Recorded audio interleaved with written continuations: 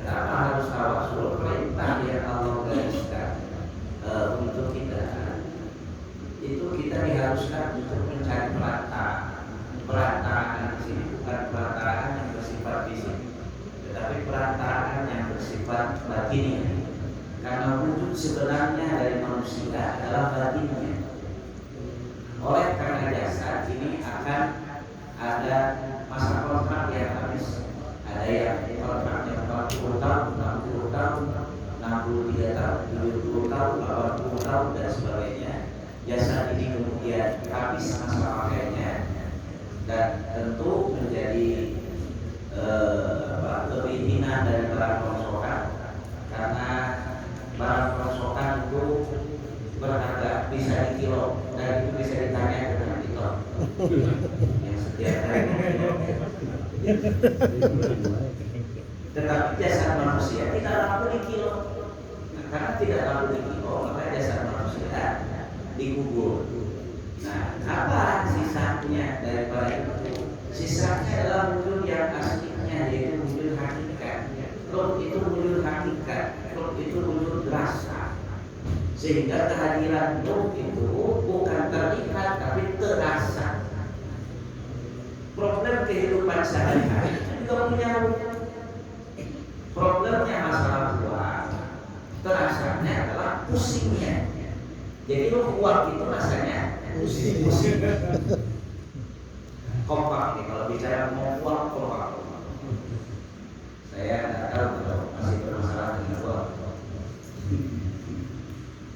Problemnya adalah uang, tetapi rasanya adalah pusing. Berarti roh uang itu pusing, rasanya pusing.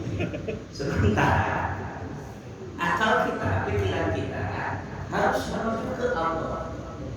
Bagaimana cara agar pikiran kita atau akal kita ini mengenal Allah? Karena sehari-hari akal kita hanya mengenal sesuatu yang bersifat materi. Apa itu sesuatu yang bersifat materi? Ya, silahkan saja tafakkur di dalam setiap hari. Yang ada di dalam alam pikiran kita kan tidak jauh dari beras, uang, makanan, terus pakaian, terus Tokopedia, Lazada kalau ibu-ibu ya, dan sebagainya. Tidak jauh dari itu, ya. Tidak jauh dari hal-hal yang bersifat material.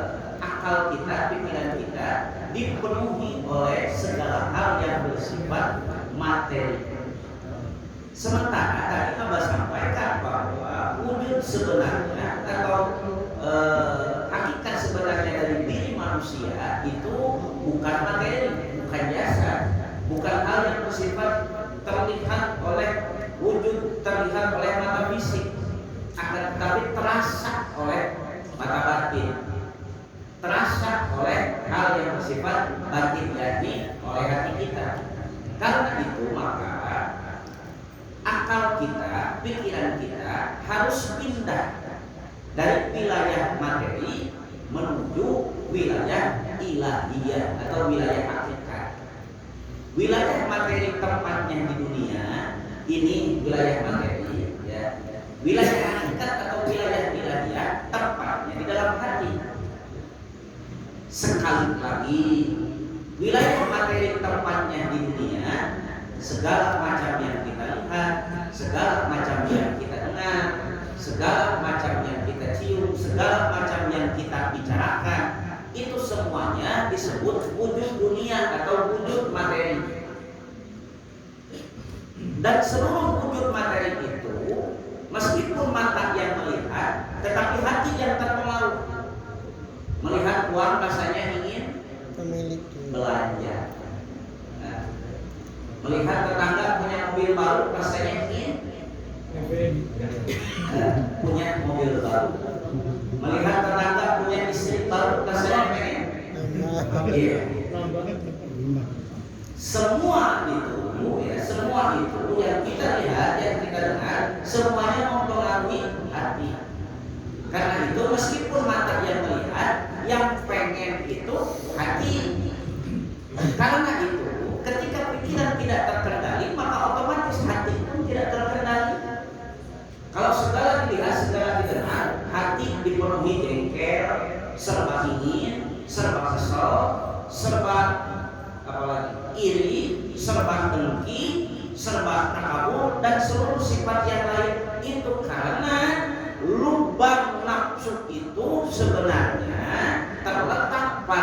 empat indera yang ada di kepala manusia. Yang dilihat, yang didengar, yang dicium, dan yang dia ucapkan. Semuanya mempengaruhi hatinya sendiri. Ketika pikiran dan hati ini sudah terpengaruhi oleh wujud dunia, oleh wujud materi dengan aneka macam permasalahannya, sebenarnya akal itu harus berpindah. Ibarat kata orang kalau sedang berada di kandang domba, dia akan merasakan bau, dia akan mencium bau. Yang bau orang itu apa kandang domba? Yang bau itu kandang domba. Ketika orang itu ingin merubah bau itu menjadi wangi, maka kalau dia menaburkan parfum meskipun seember, tetapi dia tabur di kandang domba, itu akan tetap bau apa tidak? Angger bau, kenapa? Karena dominan di sana itu adalah aroma-aroma yang dihasilkan oleh domba, mulai dari bau badan domba, cairan domba, sampai kemudian tai domba. Nah, orang itu harus berpindah dari kandang domba menuju rumahnya, kamarnya pun harus sudah dihiasi oleh wangi-wangian, sehingga bau yang tadinya dia cium di kandang domba berubah menjadi wangi karena dia sudah berpindah tempat. Itu kalau orang, kalau pikiran orang bisa jalan sendiri dari kandang domba menuju rumahnya. Orang bisa jalan sendiri dari kandang domba menuju rumahnya. Nah, ketika pikiran mengalami pusing, terus kemudian rungsing, terus kemudian baluang, ya, terus kemudian liur dan segala jenisnya, padahal rasanya agak-agak liur, ya. Maka pikiran itu sebenarnya sedang berada di satu wilayah yang bernama wilayah dunia. Tidak mungkin ada bau kecuali di sana ada tai domba. Tidak mungkin ada pusing kecuali di sana sedang ada persoalan. Betul? Betul. Tidak mungkin ada pusing kecuali di sana sedang ada persoalan. Tidak mungkin bau kecuali di sana sedang ada tai domba. Jadi betah-betahlah kandang domba.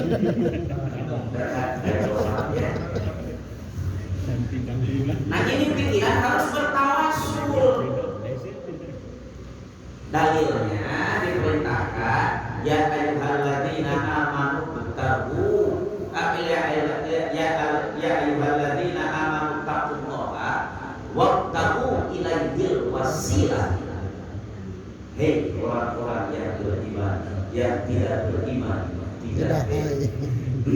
Hei orang-orang yang beriman. Itu kalimat, ya, kalau kata ahli nahwu itu kalimat untuk menyebutnya ada dua, ada ya, ada ayyuha. Jadi diserutnya itu sangat tegas Allah menyerutnya. Ibarat kita menyeru orang, ya, karena orang itu jauh, diserutnya kan tidak satu kali. Hei, Maroki, hei. Itu kalau namanya Maroki, ya. Ayatnya dengan Maroki ini. Kalau namanya Maroki, hei Maroki, gitu. Menyerutnya itu tidak satu kali karena orang itu sedang berada dalam posisi yang sangat jauh. Ini Allah menyeru umat.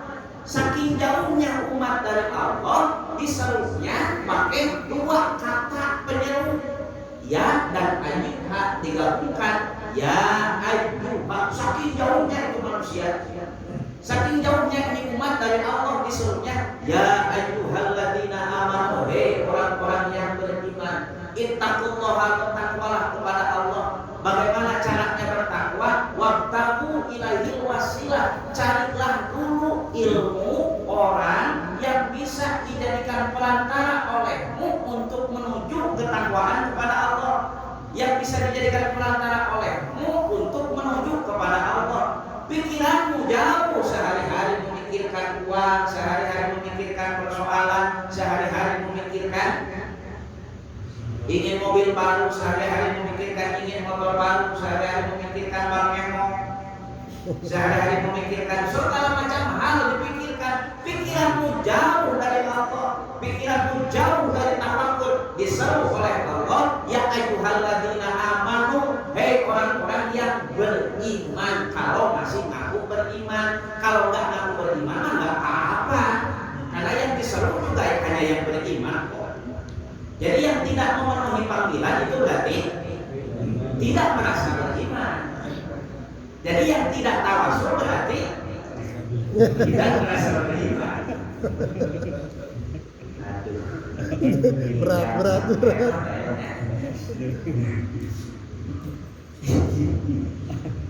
Nah, tawasul kepada siapa? Tawasul kepada kalau orang yang tadinya berada di kandang domba, ya, ingin suasana berubah wangi, dia bertawasul kepada orang yang tahu di mana sebenarnya ruangan yang wangi. Dia nanya, misalkan, di mana ya ini ruangan yang wangi? Di sini mah bau kandang domba. Kalau kita mah, kenapa ya saya kayak pusing terus setiap hari? Kenapa saya kayak kesel terus setiap hari? Kenapa saya kayak tidak nyaman terus di pikiran dan hati setiap hari? Sering ada pertanyaan begitu. Selalu. Nah itu butuh tawasul itu. Ya. Pertama-tama tawasul kepada orang yang mengetahui di mana sebenarnya ruangan yang wangi. Kalau kita sedang berada di kandang domba, kita sedang pusing oleh kehidupan, kesal karena kehidupan, tidak nyaman karena persoalan, harus bertawasul kepada orang yang sudah mengetahui bagaimana cara menenangkan pikiran, bagaimana cara agar pikiran ini tidak terhiasi oleh rasa pusing, berganti ketenangan, agar hati ini berganti kebahagiaan dari tadinya kesal dan jengkel, agar hati ini berganti sifat belas kasih dan cinta dari tadinya benci dan kecewa terhadap kehidupan. Bagaimana cara pindahnya? Kalau dari kandang domba ke ruangan yang wangi, ke rumah yang wangi, dikasih tahu rutenya, ini jalannya ke sini, ini jalannya ke sini, bahkan ditemani oleh orang tersebut agar orang itu pindah dari kandang domba menuju ruangan yang wangi. Kalau pikiran itu dibimbing oleh guru yang sudah bisa membimbing pikiran dari wilayah kehidupan menuju wilayah hati, dari wilayah kehidupan menuju wilayah ilahi, dari wilayah pusing karena materi menjadi tenang karena Allah, menjadi nyaman karena Allah. Sementara kita tenang karena masih ada uang, sementara kita tenang karena masih ada jabatan, sementara kita tenang karena masih ada beras di rumah, sementara kita tenang karena masih ada order, sementara kita tenang karena masih ada pekerjaan. Bukan tenang karena Allah itu, karena memang masih memiliki sandaran pikiran kita, sandaran yang bersifat materi namanya. Karena itu harus full, tidak boleh bersandar pada apapun. Oh jadi jalan kerja ya, lebih bisa terima benar. Oh jadi jalan aktivitas ya, lebih terima benar. Maksudnya pikiran jangan menyandarkan diri ke aktivitas silahkan di mana saja, tetapi pikiran itu tidak boleh berpengaruh terhadap situasi dan kondisi kehidupan. Bagaimana dikasih tahu sama dibimbing pikiran kita dari tadinya berada di wilayah kehidupan menuju wilayah ilahi, namanya ditalqin. Jadi yang tadinya pikiran kita sehari-hari memikirkan problem materi, ya, dibimbing perlahan-lahan oleh guru, dimasukkan ke dalam satu ruangan yang sangat wangi, yang sangat bersih. Ibarat tadi orang dimasukkan, dia ditarik dari kandang domba oleh orang yang dia kan, perlahan-lahan dia pindah ke ruangan yang wangi. Pikiran kita sehari-hari pusing, sehari-hari rungsing, sehari-hari jengkel dan sebagainya, dibimbing perlahan-lahan oleh guru masuk ke dalam wilayah hati, namanya wilayah ilahiyah, sehingga berubah rasanya. Kalau tadi berubah dari bau menjadi wangi, maka ketika pikiran kita dibimbing berubah menjadi dari tadinya pusing menjadi tenang dan nyaman. Tawasul kepada orang, syariatnya kepada guru. Selanjutnya ahli zikir yang sudah memiliki talqin, yang pikirannya sudah dibimbing dari wilayah kehidupan menuju wilayah ilahiyah, dari wilayah kehidupan menuju wilayah hati, ya, bertawasul kepada bacaan. Bacaannya adalah la ilaha illallah. Kenapa harus dibaca dengan suara yang keras dan kencang? Karena pikiran kita jauh, tadi itu dikatakan. Pikiran kita berada di dalam wilayah masalah. Kalau pikiran kita jauh, kalau menyeru orang yang jauh pagi-pagi, misalkan anak kita main 10 rumah dari rumah kita, itu agak jauh jaraknya. Ya. Kita manggilnya itu dengan cara berbisik atau dengan teriakan. Pasti kita memanggilnya dengan teriakan karena posisi anak kita sedang jauh. Posisi anak kita sedang jauh harus dipanggil dengan suara yang keras. Demikian pula pikiran kita jauh, bisa jadi dan pasti adanya. Jasa kita sekarang berada di musola Babul Khair, pikiran kita ada yang sedang nempel di titik-titik Bantar, di Mall Cikampek, Jalan Malam Minggu, itu Jalan Tega, yang acara Malam Mingguan.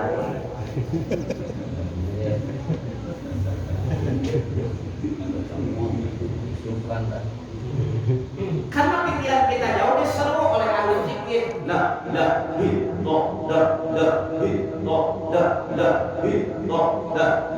illallah. Namanya tawasul kepada bacaan, tawasul ke lafaz la ilaha illallah. Yang dimaksud bukan membaca la ilaha illallahnya, tetapi yang dimaksud adalah mengembalikan pikiran ke dalam hati. Nanti itu pikiran kita buahnya dari mengamalkan la ilaha illallah dengan suara yang keras dan kencang itu, ya, pikiran kita fokus. Penglihatan yang tadinya nempel di mobil baru tetangga, perlahan-lahan penglihatan itu menjadi fokus. Tidak lagi melihat orang lain, tetap fokus melihat hati sendiri. Ternyata hatiku ini masih jelek. Pendengaran yang tadinya nempel di berita bahwa Selin Evangelista sudah bercerai dengan Stephen William, ya. Yang tadinya nempel di situ pendengaran kita, ya, perlahan-lahan pendengaran kita berbalik fokus ke hati. Ternyata hati saya ini yang masih jelek. Penciuman kita, ya, yang tadinya selalu penciuman bapak-bapak ini nempel di cewek yang lewat pakai motor.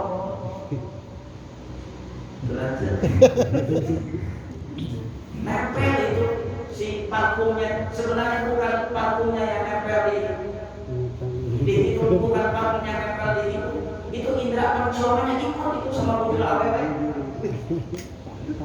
Jadi terngiang, oh dari sore saya tadi pakai motor, wangi parfumnya kembali terngiang, itu penciumannya yang ikut. Nah itu penyakit itu, ya. Nah, karena itu penyakit maka harus disembuhkan itu. Nah cara penyembuhannya sih jahat. Lama-lama kembali itu penciuman kita. Fokus, oh ternyata hatiku ini masih jelek. Ini yang hobi ngomongin orang, ya. Orang ngomong 2 kalimat, kita 7 halaman.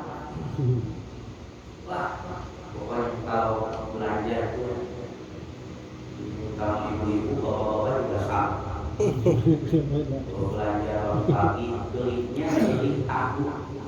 Tahu itu paling harganya 5.000 sampai 7.000 lah. Nah, mahalnya 10.000 lah kalau tahu itu, ya. Belinya cuma beli tahu, ya. Bang, kita tahu ada. Ini tahu kalau tempe ada tempe. Kasih sama. Belinya cuma tahu, ngobrolnya 2 jam. Berbagai kabar itu disiarkan melalui siaran pagi-pagi jurusan pedagang sayur. Diomongin segala macam berita komplek itu menyebar biasanya. Jadi kalau ingin tahu tentang hal yang tentang informasi lingkungan, jangan tanya RT RW, ibu-ibu yang suka belajar tukang sayur itu lebih akurat informasi. Update lagi. Lebih update informasi. Nah ini mulut kita yang sering membicarakan orang karena zikir jahat itu perlahan-lahan mulut kita banyak terdiam. Karena malu ternyata selama ini saya banyak membicarakan orang, hati saya ternyata masih jelek, masih buruk.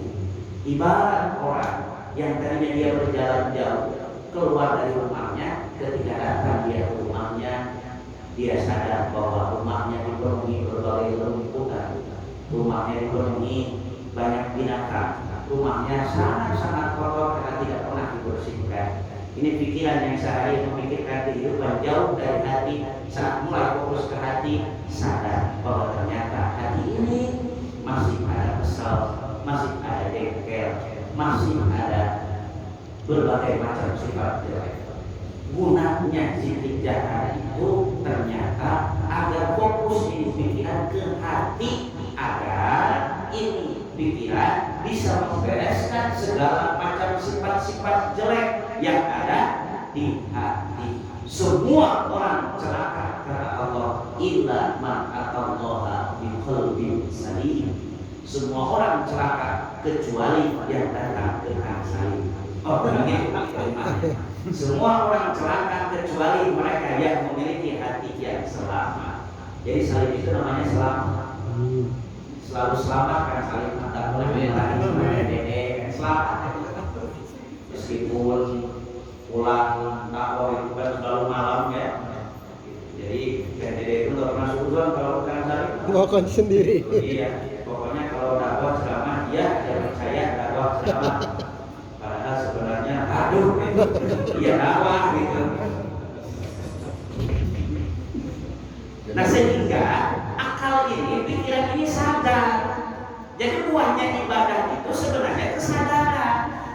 Buahnya ibadah itu bukan mendapatkan harta, bukan mendapatkan jabatan, bukan mendapatkan promosi, bukan mendapatkan A, B, C, D dan lain sebagainya hal yang bersifat dunia. Datang ke kiai minta wiridan kan bukan untuk itu. Kita bukan untuk itu. Datang ke kiai minta wiridan, Pak Kiai saya lagi susah ini usaha. Kira-kira saya harus baca apa ya? Kan begitu ya.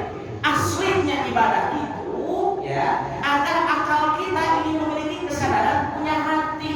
Ibarat orang sadar punya rumah. Orang kalau sadar punya rumah, ada debu sedikit saja di rumahnya pasti langsung dibersihkan.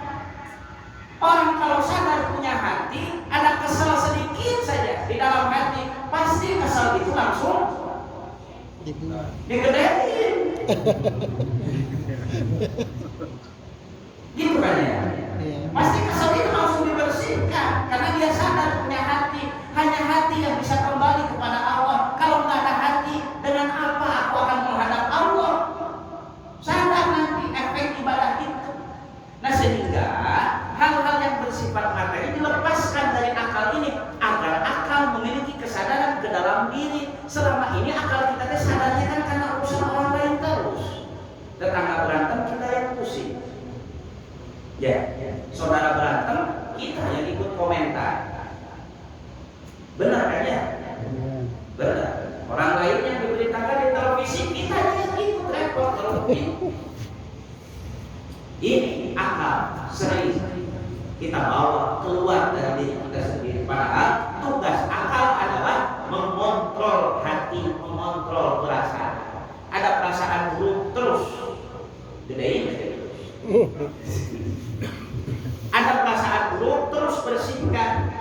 Karena hati ini sangat sensitif merasakan rasa, ya. Sangat-sangat sensitif merasakan rasa. Hati ini pada awalnya suci, bersih, bening hati kita ini. Bukan warna tetapi suasana. Tidak ada suasana apapun memplong, itu hati yang benar itu begitu. Ya. Ala bidzikrillah tatmainnul qulub. Ingatlah dengan zikir kepada Allah hati kita menjadi tenang. Itu fitrahnya hati itu sebenarnya tenang, nyaman, bahagia. Itu hati yang sesungguhnya.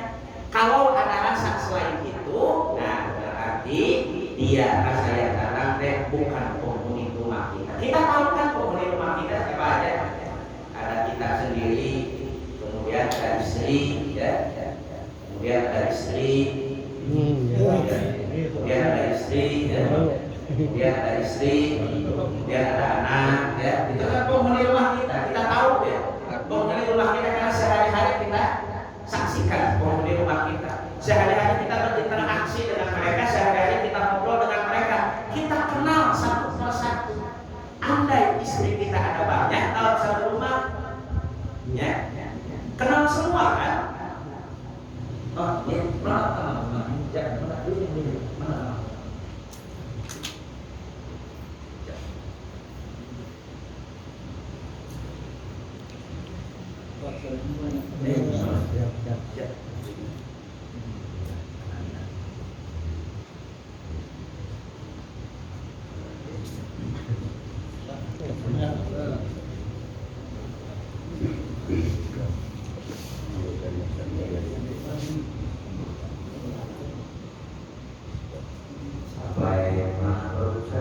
Istri. Empat istri. Empat. Artinya, oke. Sehari-hari kita mengetahui siapa saja anggota keluarga kita yang tinggal di rumah kita. Kan gitu. Ini kita punya hati, kepada kita punya rumah. Kita harus mengenal rasa apa saja yang sebenarnya anggota keluarga kita. Kalau datang tamu, tamunya tidak dikenal, apa yang kita lakukan? Tanya-tanya dulu kan ya. Kita tanya-tanya dulu tamunya dari mana asalnya, keperluannya apa dan sebagainya.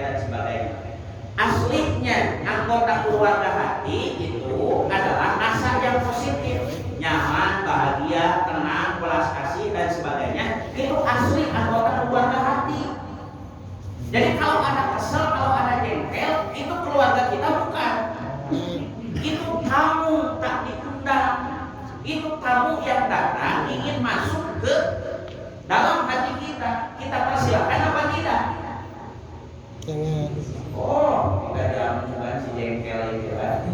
Dia lama-lama tinggal di situ. Kita jamu si kesel itu kan. Dia lama-lama tinggal di situ. Nah, orang yang sadar pasti mawas diri, tidak sembarangan memasukkan rasa ke dalam hati. Akalnya cerdas memilah mana rasa yang boleh masuk ke dalam hatinya, mana rasa yang tidak boleh masuk ke dalam hatinya. Seperti seorang kepala keluarga di rumah memilah mana yang boleh masuk ke dalam rumahnya, mana yang tidak boleh. Meskipun kenal, biasanya kalau tamu ya tidak lama-lama. Kalau bertamu tidak diem aja di situ. Kita kalau kesel kan lama-lama. Ada yang seminggu, sebulan, 2 tahun, 3 tahun. Ibarat tamu itu kelamaan itu. Tamunya merasa bahwa itu adalah rumahnya, sehingga kita sebagai tuan rumah kemudian diusir oleh tamu, sehingga kita kehilangan hati kita sendiri. Jangan sampai kita kehilangan hati ini. Yang akan kembali kepada Allah itu hati. Yang akan kembali bersatu dengan Allah itu hati. Malu kita bertemu dengan Allah dalam keadaan hati kita dibaca oleh orang lain. Malu kita bertemu dengan Allah dalam keadaan hati kita kotor. Daripada dibersihkan nanti sama Allah di neraka, lebih baik dibersihkan hari ini. Bersihkan hati kita dari debu-debu jengkel, kotoran kesel, ya, terus kemudian daun-daun kemarahan, terus kemudian kotoran-kotoran yang lain. Tugas utama ibadah itu adalah menjadikan ini hati kita menjadi bersih selalu, bersih pikiran kita menjadi cerdas, memilah mana rasa yang boleh masuk ke dalam hati dan mana rasa yang tidak boleh masuk ke dalam hati. Ya sudah segitu saja ya. Jangan lama-lama ya. Nanti kalau mau ikut lagi subuh-subuhan sana di Domin ST. Ya semoga ini bukan pertemuan yang terakhir ya, dan akan ada pertemuan lain yang akan kita jalankan. ini, satu harapan para satu kepada kita sekalian, bukan harapan yang bersifat materi, harapan para satu ini, tetapi harapan yang bersifat semangat ibadah dari kita semua. Harapan, jadi semangat ibadah kita tetap dari hari ke hari mengamalkan zikir la ilaha illallah, agar pikiran kita selalu cerdas, tidak terbodohi oleh kehidupan, agar hati kita selalu bersih, tidak dimasuki oleh rasa negatif. Orang yang tidak makan pasti akan sakit. Begitupun orang yang meninggalkan zikir, orang yang meninggalkan ibadah, pasti hatinya akan sakit. Kalau tanda sakit fisik itu adalah perut yang sakit, sakit mah, sakit perut dan sebagainya. Kalau tanda sakit rohani itu ada jengkel, ada kesal, ada marah, dan ada pusing akibat masalah kehidupan, itu tanda orang sakit. Semoga kita disatukan bersama orang-orang yang sehat, ya, disatukan bersama orang-orang yang sehat secara jasmani dan sehat secara rohani. Sebagaimana perintah Allah, wa kunu ma'as-shodiqin. Jadilah kalian berada di tengah-tengah orang-orang yang benar, bukan orang-orang yang pintar. Demikian, semoga bermanfaat. Billahi taufiq wal hidayah.